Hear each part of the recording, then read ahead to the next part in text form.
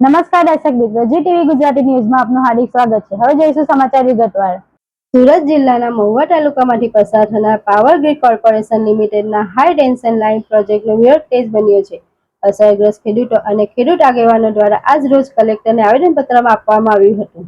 આ પ્રસંગે ગુજરાત પ્રદેશ કોંગ્રેસ સમિતિના મહામંત્રી તથા ખેડૂત આગેવાન દર્શનભાઈ નાયક, દક્ષિણ ગુજરાત ખેડૂત સમાજના પ્રમુખ સહિતના આગેવાનો અને ખેડૂતો હાજર રહ્યા હતા। ખેડૂતોના જણાવ્યા મુજબ પાવર ગ્રીડ પ્રોજેક્ટ રાણત, કાની, જોડ, બીડ, પથરોગ, મહુવા સહિતના ગામડાઓમાંથી પસાર થવાનો છે। આજ માટે જમીન માલિકોની કોઈ સંમતિ લેવામાં આવી નથી, તેમ છતાં પ્રોજેક્ટનું કામ શરૂ કરવામાં આવ્યું છે। ખેડૂતોના આક્ષેપ મુજબ 765 વોલ્ટની હાઈ વોલ્ટેજ લાઇન જમીન અને ઝાડો ઉપરથી પસાર થવાને કારણે ખેડૂતોને કાયમી નુકસાન થશે, પરંતુ સરકાર દ્વારા નક્કી કરાયેલું વળતર ખૂબ જ ઓછું છે। નાના ખેડૂતો માટે આ પરિસ્થિતિ જીવન જરૂરી જમીન ગુમાવવાના સમાન છે।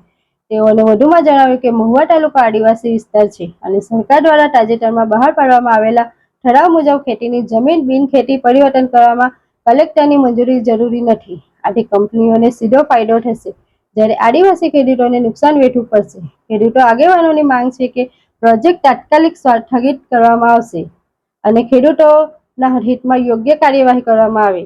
જો 7 દિવસમાં કોઈ પગલાં ન લેવાય તો ગાંધી ચિંધ્યા માર્ગે આંદોલન કરવામાં આવશે તેવી ચેતવણી આપવામાં આવી છે।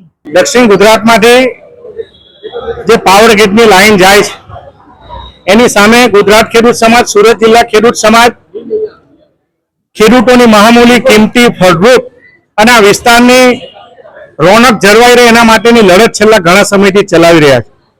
કલેક્ટરશ્રીને અને સરકારને વારંવાર રજૂઆત કરવા છતાં પણ કંપનીને એની પાછળ જે લોકો છે એને ફાયદો કરવા માટે કાયદાનો, બંધારણનો દુરુપયોગ કરીને જે રીતે ખેડૂતોની સામે બળજબરી કરીને, ખોટા કેસો કરીને, ખેડૂતોને ડરાવવાનું કામ કરીને, ખેડૂતોની માલિકીની જગ્યામાં પ્રવેશ કરીને ગેરકાયદેસર રીતે જે રીતે કામગીરી ચાલી રહી છે એની સામે લડત ચલાવી રહ્યા છે।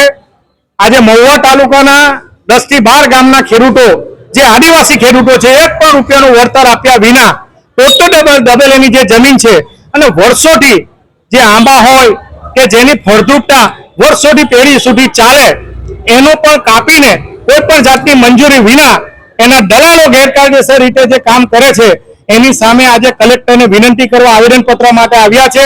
જો આવનારા દિવસોમાં આ ખેડૂતોને ન્યાય ન મળે તો અમે મોટી સંખ્યામાં કલેક્ટર ઓફિસનો ઘેરાવ કરવાના છે। આ મહુવા તાલુકો હોય, ઓલપાડ તાલુકો હોય, કામરેજ હોય, બારડોલી હોય, પલસાણ હોય, આ તમામના ખેડૂતો મોટી સંખ્યામાં કલેક્ટર ઓફિસનો આવનારા દિવસોમાં ઘેરાવ કરવાના છે।